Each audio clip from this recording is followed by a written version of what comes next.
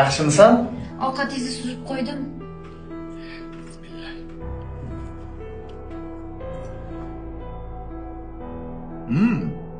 Ovqat zo'r chiqibdi.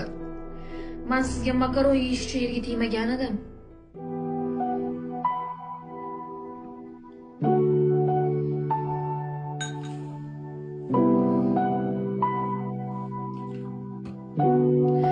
Go'sht, qiyma, tovuq filesi qolmagan. Pul bersangiz olib kelarmidim chiqib.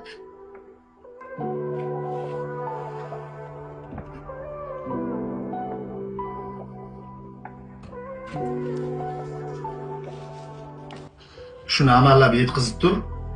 Ishlarim yaxshi bo'lib ketsa, o'zim ro'zg'or qilib kelaman. 6 oydan buyon bir xil gap.